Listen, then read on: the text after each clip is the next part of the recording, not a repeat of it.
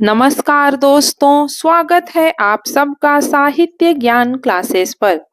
दोस्तों, साहित्य तब ही सार्थक होता है जब वह समाज की अनसुनी आवाजों को शब्द दे सके।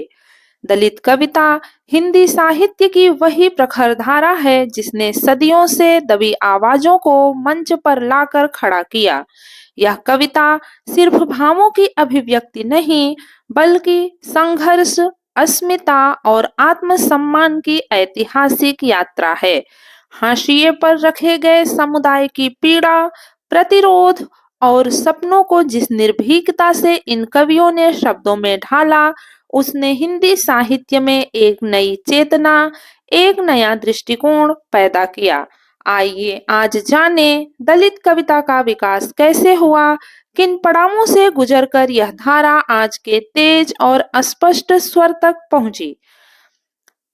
अब हम देखते हैं दलित कविता के विकास को। संत रैदास को हिंदी का प्रथम दलित कवि माना जाता है। आधुनिक युग के दलित कवियों में प्रथम नाम हीराडोम और स्वामी अछूतानंद का लिया जाता है। दलित विद्वानों ने सन 1914 ईस्वी में सरस्वती पत्रिका में प्रकाशित हीराडोम की कविता अछूत की शिकायत को हिंदी की प्रथम दलित कविता माना है।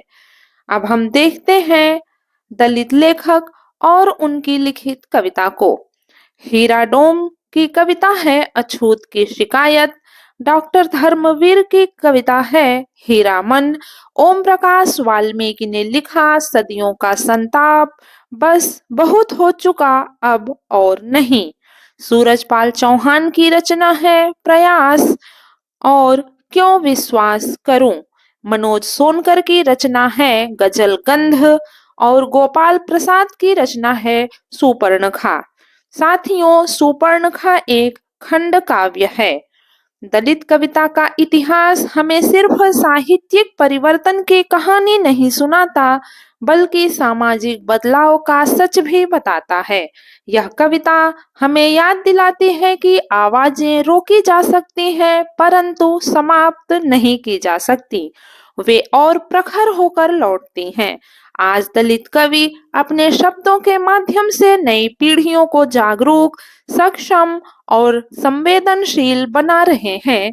यही इस काव्य परंपरा की सबसे बड़ी जीत है। अंत में दलित कविता हमें यही सिखाती है कि जब तक असमानता मौजूद है, तब तक प्रतिरोध की अग्नि शब्दों में जलती रहेगी। साथियों, यदि आपको आज की यह जानकारी अच्छी लगी हो तो वीडियो को लाइक करें, अपने दोस्तों के साथ शेयर करें और चैनल को सब्सक्राइब करना न भूलें।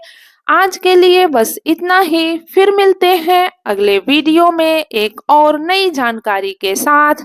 तब तक के लिए धन्यवाद।